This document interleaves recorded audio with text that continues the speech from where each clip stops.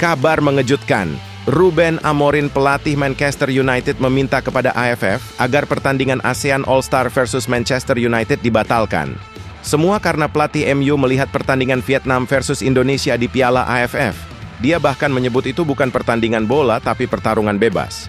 Vietnam tidak bermain sportif dan terkesan kasar. Simak penjelasannya hingga selesai.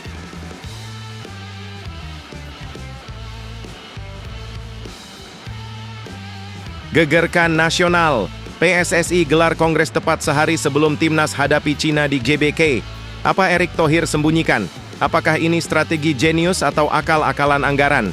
Tiket pesawat tak lagi dibeli demi efisiensi yang menggemparkan. Siap-siap dibuat terkejut dengan dalih, tak terduga di balik keputusan nekat. Ini, simak faktanya.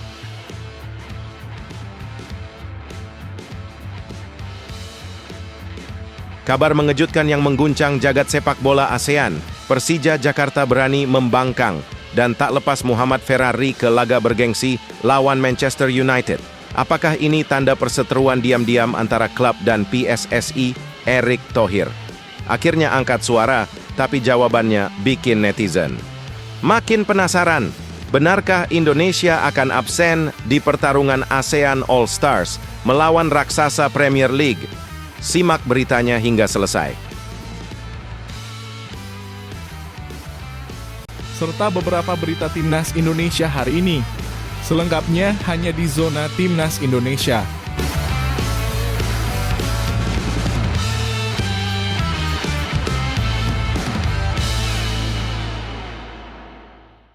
Sebelumnya jangan lupa subscribe channel ini supaya tidak ketinggalan berita Timnas Indonesia.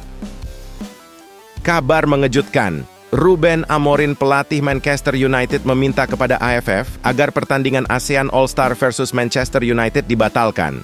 Semua karena pelatih MU melihat pertandingan Vietnam versus Indonesia di Piala AFF. Dia bahkan menyebut itu bukan pertandingan bola tapi pertarungan bebas. Vietnam tidak bermain sportif dan terkesan kasar. Simak penjelasannya hingga selesai. Dalam waktu dekat Manchester United akan dijadwalkan menghadapi laga spesial melawan ASEAN All-Star. Pertandingan ini rencananya akan digelar pada tanggal 28 Mei 2025 di Stadion Nasional Bukit Jalil, Kuala Lumpur, Malaysia. Laga tersebut tentu menyedot perhatian banyak pihak mengingat atmosfer persaingan di kawasan Asia Tenggara yang tentu selalu panas. Menariknya baru-baru ini muncul sebuah momen yang cukup menghebohkan. Pelatih Manchester United, yakni Ruben Amorim, yang terkenal dengan ketelitiannya dalam mengamati pertandingan, diperlihatkan sebuah video yang memperlihatkan laga dari ajang Piala AFF. Namun reaksi dari Ruben Amorim sangat mengejutkan. Dalam video tersebut banyak cuplikan permainan yang sangat kasar, terutama yang dilakukan oleh pemain Vietnam. Mulai dari tackle keras, pelanggaran brutal hingga insiden-insiden yang melanggar aturan terlihat begitu keras. Sang pelatih sangat terkejut melihat bagaimana tensi pertandingan di atas lapangan dan bahkan menimbulkan aksi-aksi yang bisa membahayakan pemain lawan. Peristiwa ini pun semakin memperkuat pandangan bahwa persaingan di kawasan Asia Tenggara bukan hanya sekedar pertarungan taktik saja, akan tetapi juga kekuatan fisik dan mental. Duel Manchester United versus ASEAN All-Star ini pun diprediksi akan berlangsung dengan intensitas tinggi, mengingat banyak pemain yang ingin membuktikan diri tinggal. Bagaimana para pemain bisa menyalurkan energi dengan cara yang lebih sportif di lapangan. Namun, di sisi lain pelatih Manchester United, Ruben Amorim, menunjukkan rasa kecewanya pada tim ASEAN All-Star.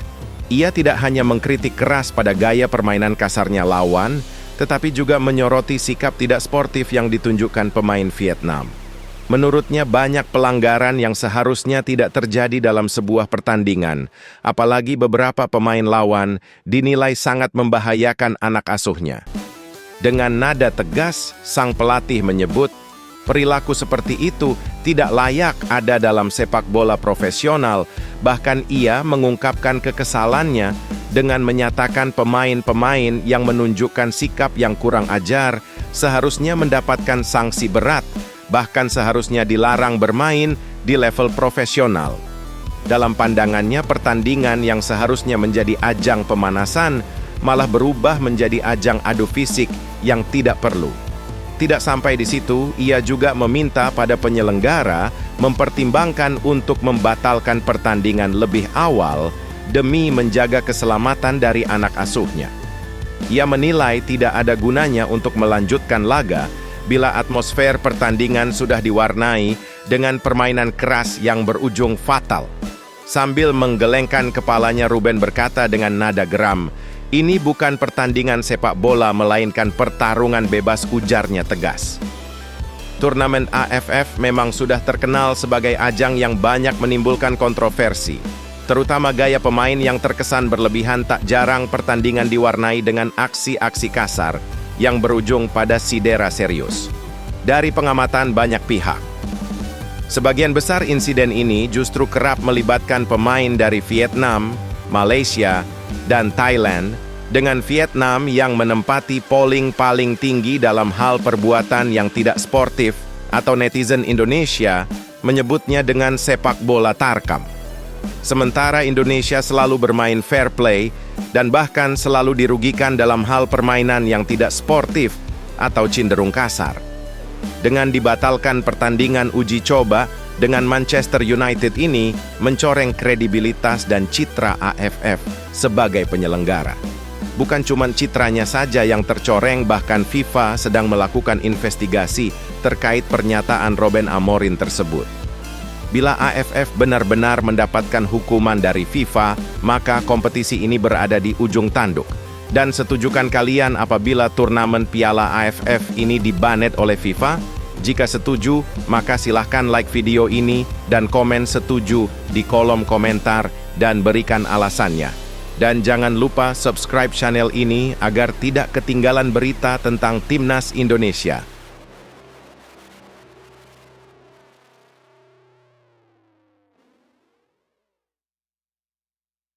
Gegerkan nasional.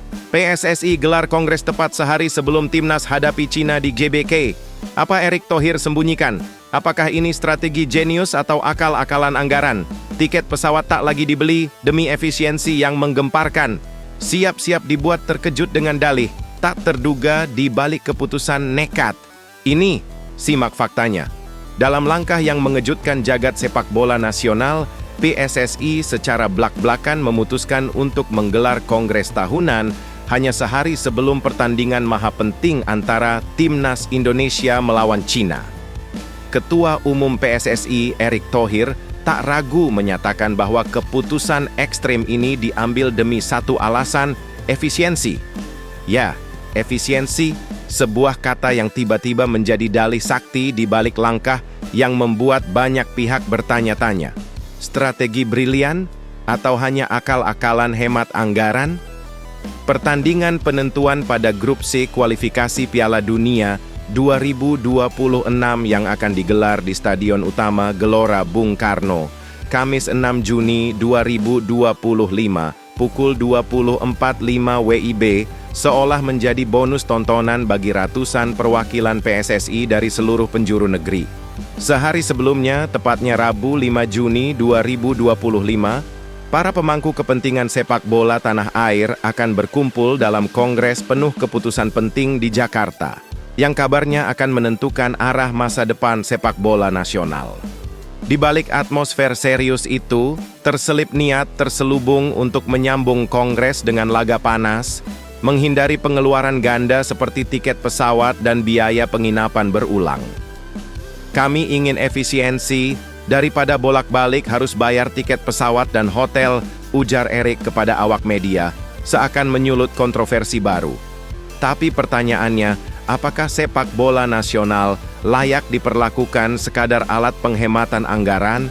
Ataukah ini adalah langkah jenius yang menyatukan strategi dan hiburan dalam satu paket hemat?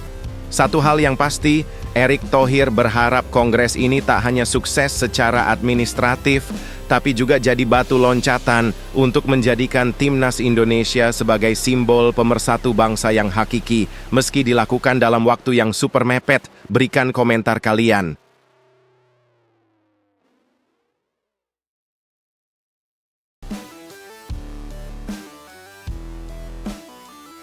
Kabar mengejutkan yang mengguncang jagat sepak bola ASEAN. Persija Jakarta berani membangkang dan tak lepas Muhammad Ferrari ke laga bergengsi lawan Manchester United.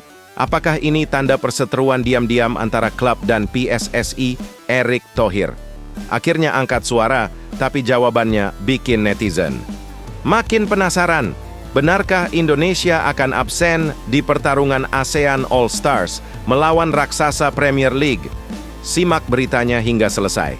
Sebuah drama panas kembali menyeruak dari kancah sepak bola tanah air.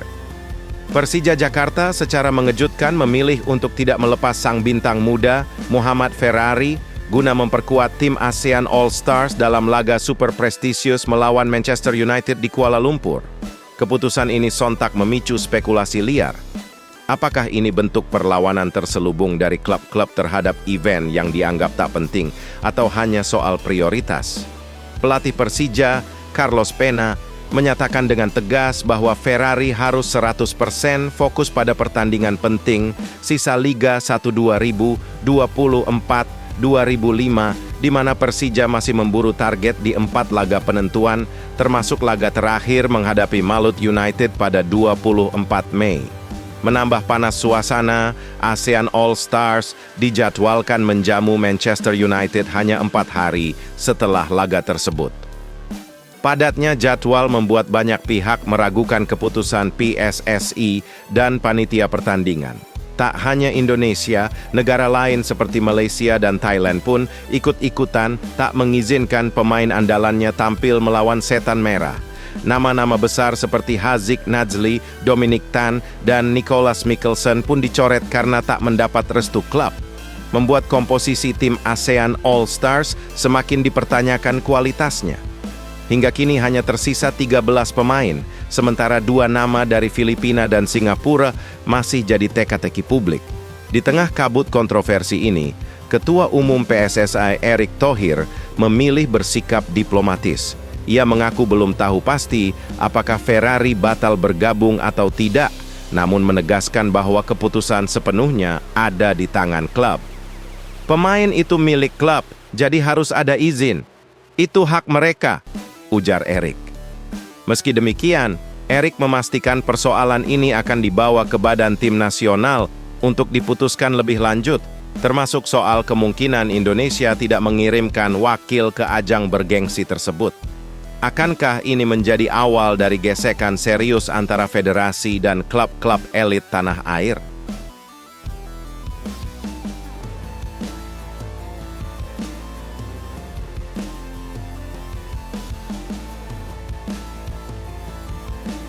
Bikin heboh. Pelatih Vietnam mengaku menyesal karena mendukung Malaysia jadi tuan rumah ASEAN All Star. Kim Sang-sik takut jika menang lawan Manchester United, Malaysia justru klaim ke media Eropa bahwa yang main adalah pemain dari Malaysia semua. Simak fakta lengkapnya. Kabar terbaru datang dari ajang laga persahabatan ASEAN All Star yang akan berhadapan dengan Manchester United pada tanggal 28 Mei 2025 mendatang.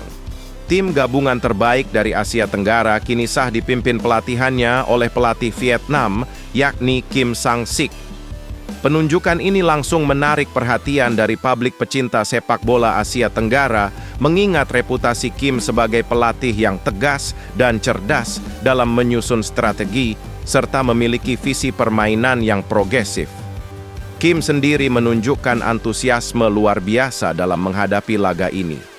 Meski statusnya hanya laga persahabatan atau hiburan, ia menganggap pertandingan melawan klub besar seperti Manchester United adalah momen yang luar biasa dan tidak bisa disia-siakan. Bagi Kim ini adalah kesempatan langka untuk menunjukkan kekuatan dan kualitas sepak Asia Tenggara ke hadapan penjuru dunia. Dia sangat serius dalam mempersiapkan tim dan akan bertekad untuk memberikan perlawanan yang terbaik yang bisa menguji kapasitas kualitas pemain Asia Tenggara melawan tim yang bertabur bintang dari Eropa. Lebih dari sekedar pertandingan, ini adalah panggung prestisius. Jika tim ASEAN All Star bisa memetik kemenangan atau setidaknya bisa tampil memukau, maka nama Kim Sang-sik bisa melejit dan terkenal di dunia. Tak hanya itu, pemain yang tampil bisa saja dilirik oleh klub-klub di Eropa. Momen seperti ini ibarat etalase yang memperlihatkan kemampuan pemain dari Asia Tenggara dalam satu paket langsung di depan mata pencari bakat dunia. Kim sadar betul tanggung jawab yang dia emban itu bukan hanya tentang taktik, tetapi juga membawa kebanggaan untuk kawasan ASEAN. Oleh karena itu, dia akan memilih pemain-pemain yang tidak hanya memiliki kemampuan secara teknis saja, tetapi juga memiliki semangat juang yang tinggi dan kesiapan mental untuk menghadapi laga besar. Aku akan memberikan segalanya demi menunjukkan bahwa Asia Tenggara layak mendapatkan tempat di pentas dunia, ujar Kim dengan penuh keyakinan. Awalnya Kim Sang-sik tidak mempermasalahkan penunjukan Malaysia sebagai tuan rumah laga ASEAN All-Star melawan Manchester United. Namun pandangannya berubah drastis setelah ia menerima berbagai informasi yang membuatnya berpikir ulang. Ia mendengar banyak kritik-kritik terhadap Malaysia yang sering mengklaim hal-hal yang bukan milik mereka, mulai dari budaya, produk, bahkan sampai pemain luar negeri yang sebenarnya tidak ada hubungannya dengan timnas Malaysia. Sebagai sosok yang terkenal menjunjung tinggi sportivitas dan kejujuran, Kim merasa hal itu mengganggu esensi kerjasama di kawasan Asia Tenggara. Ia mulai merasa kurang nyaman dengan keputusan awal dan menilai bahwa sebagai tuan rumah seharusnya mencerminkan nilai-nilai yang bersih dan menjunjung tinggi sportivitas. Dalam hal ini, Kim justru melihat Indonesia sebagai pilihan yang lebih tepat. Menurutnya, Indonesia lebih memiliki semangat nasionalisme yang tinggi, serta memiliki fans base yang lebih besar dan atmosfer sepak bola yang lebih bergairah.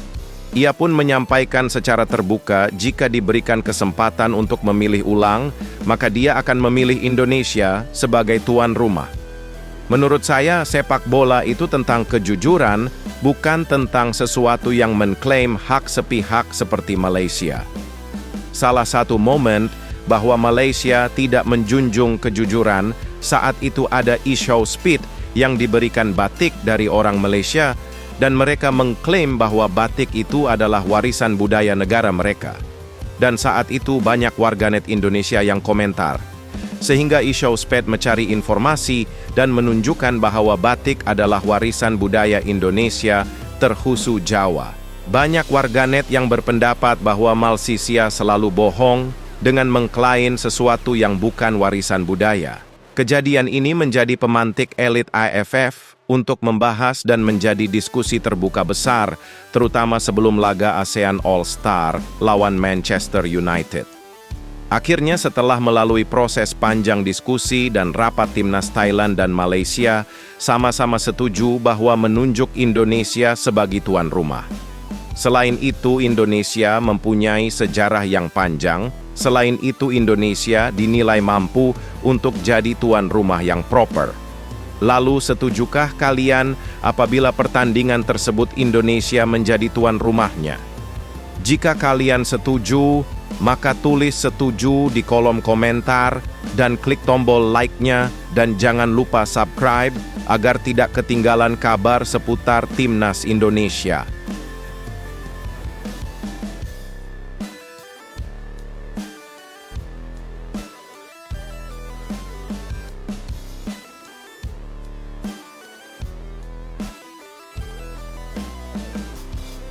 Erick Thohir tiba-tiba lontarkan tawaran, mengejutkan ke Patrick Kluivert yang bikin semua fans timnas heboh seketika. Ada rencana rahasia super serius demi bikin China dan Jepang gemetar. Apakah ini langkah gila terbesar PSSI sepanjang sejarah? Simak fakta lengkapnya hingga selesai. Dalam sebuah gebrakan luar biasa yang bikin jantung para pecinta sepak bola nasional berdegup kencang, Ketua Umum PSSI Erick Thohir kembali menunjukkan ambisinya yang membara untuk membawa timnas Indonesia terbang tinggi ke langit dunia. Kali ini, dukungan spektakuler diberikan kepada pelatih kepala anyar Patrick Kluivert, legenda lapangan hijau asal Belanda, jelang 2 pertarungan hidup dan mati melawan China dan Jepang di kualifikasi Piala Dunia 2026 zona Asia. Pertandingan super panas ini akan digelar pada 5 Juni 2025 melawan Cina di jantung ibu kota, Stadion Utama Gelora Bung Karno yang dijamin akan bergemuruh tiada henti dan dilanjutkan dengan duel ekstrim melawan raksasa Asia, Jepang, 5 hari kemudian di kandang lawan. Tapi tunggu dulu, drama besar belum berakhir di situ. Erick Thohir, layaknya seorang jenderal perang, melemparkan tawaran strategis penuh kejutan kepada tim pelatih. Izinkan skuad Garuda berkumpul lebih awal demi mempersiapkan diri secara total, brutal, dan maksimal. Ia bahkan dengan penuh semangat menjelaskan bahwa sebagian besar pemain yang merumput di Eropa akan menyelesaikan musim mereka di pertengahan Mei, memberikan peluang emas untuk menggelar pemusatan latihan super intensif sebelum pertarungan berdarah-darah itu tiba. Bukan sekadar kumpul dan latihan, ini soal persiapan menyeluruh yang akan kami rancang dengan presisi militer dan strategi mutakhir, kata Erick dengan aura keseriusan membara. Ia menyiratkan bahwa taktik dan strategi akan dipoles sehalus sutra, namun sekuat baja, demi mengukir sejarah baru untuk Indonesia. Saat ini, Timnas Indonesia berada di posisi keempat klasemen grup dengan 9 poin. Hanya terpaut 4 angka dari Australia yang berada di posisi kedua, zona aman untuk otomatis melaju ke babak berikutnya. Artinya, 2 laga ke depan adalah duel penentuan nasib. Peluang emas yang tak boleh disia-siakan 1 detik pun. Jika gagal menembus 2 besar, skuad Garuda setidaknya harus mati-matian mempertahankan posisi 4 besar untuk tetap bertahan di jalur menuju Piala Dunia. Inilah pertarungan pamungkas, medan laga maha penting yang bisa mengubah arah sejarah sepak bola Indonesia selamanya. Berikan komentar kalian.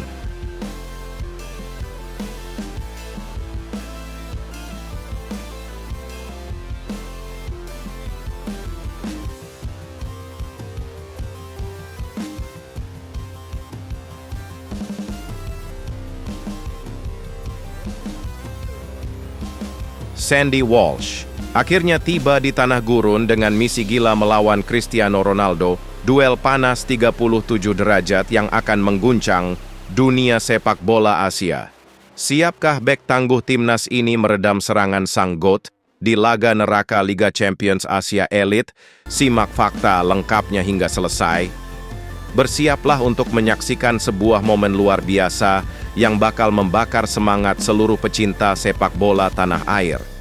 Sandy Walsh, bek tangguh timnas Indonesia berdarah Indonesia-Belgia, resmi mendarat di Jeddah, Arab Saudi, dan membawa serta harapan jutaan pasang mata merah putih dalam pertarungan epik melawan tim bertabur bintang Al Nassr, klub yang diperkuat langsung oleh sang mega legenda Cristiano Ronaldo.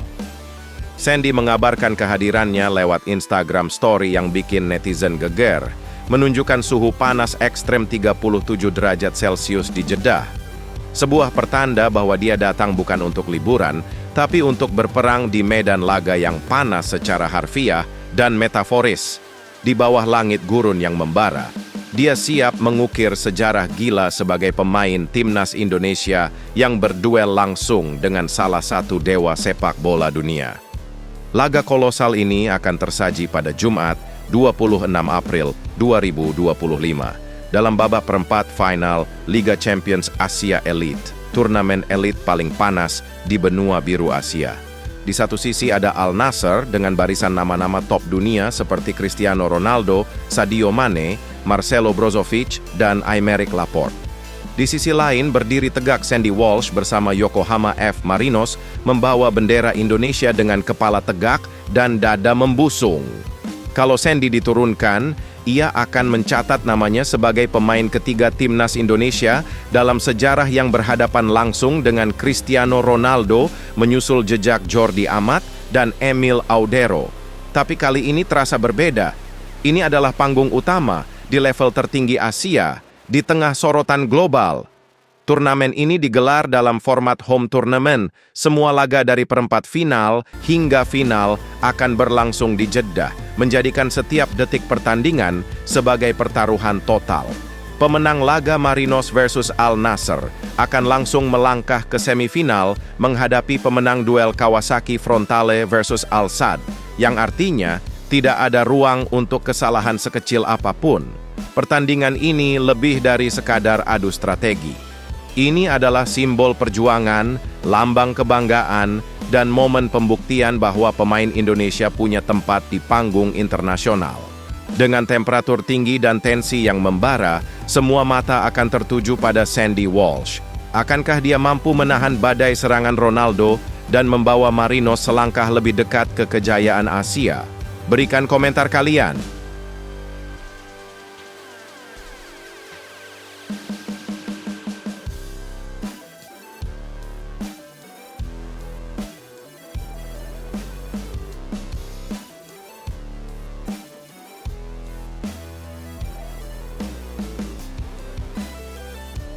Calvin Verdonk akhirnya bongkar alasan mengejutkan. Kenapa ia ogah gabung Liga Inggris dan Portugal? Ternyata ada cerita pahit yang membuatnya trauma. Pemain berdarah Aceh ini punya impian gila yang bikin netizen heboh. Siap guncang Bundesliga Jerman dengan gaya main agresif nan berkelas, inilah misi terakhir sang gladiator timnas di Eropa.